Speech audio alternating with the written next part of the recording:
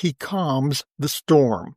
Find out how Jesus can calm the storms of your life in this episode of 5 Minutes Closer. I'm Vaughn Weatherford, and this is 5 Minutes Closer. For the next 5 minutes, let's explore some biblical truths and apply them to your life.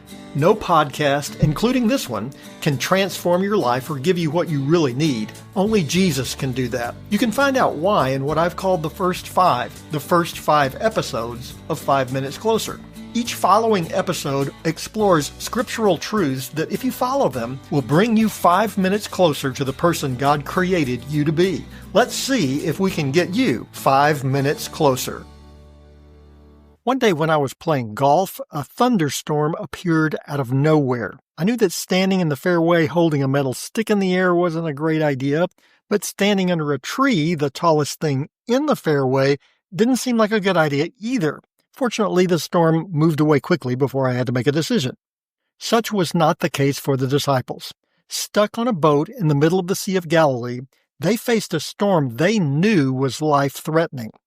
Then something amazing happened. It's recorded in John chapter 6, beginning with verse 16. When evening came, his disciples went down to the sea, got into a boat, and started across the sea to Capernaum. It was now dark, and Jesus had not yet come to them. The sea became rough because a strong wind was blowing.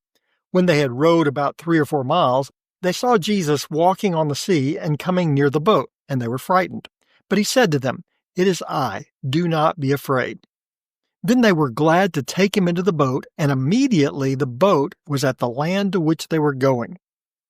The disciples had reason to be afraid. They all knew of boats that had left never to return, caught in the storms that frequently blew across the Sea of Galilee.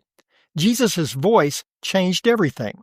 The disciples learned a lesson they would learn repeatedly through Jesus' ministry. When Jesus is near, there is no need for fear. When I was in the 3rd grade, my parents left for work 30 minutes before I left for school. My elementary school was only a couple of blocks from where I lived, so it was no problem to walk. But those 30 minutes seemed like 30 years. Every noise I heard sounded to me like a burglar trying to break in the door. Every sound was a kidnapper coming to take me away. The wind blowing through the trees was an escaped criminal whispering to his partners in crime about how they were going to break into our house. What was the difference between 7:29, when my parents left, and 7:30, when I was by myself? I was still in the same house, in the same neighborhood. It wasn't like I was transported to downtown Chicago in the 1920s or something. What happened? My parents weren't there. What changed was not my circumstances, but the company. That made all the difference in the mind of a little 3rd grade boy. The disciples were in the same boat, in the same lake, in the same storm. The difference between John 6, verse 19 and John 6, verse 20 is that they recognized the presence of Jesus. Notice that Christ was already there. They didn't recognize him at first because they weren't looking for him. Once they realized who it was, they knew everything was going to be okay. We need to realize the same truth.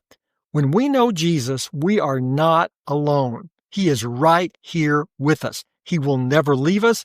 He has promised never to forsake us. We can live in confidence, even in the midst of the storms of life.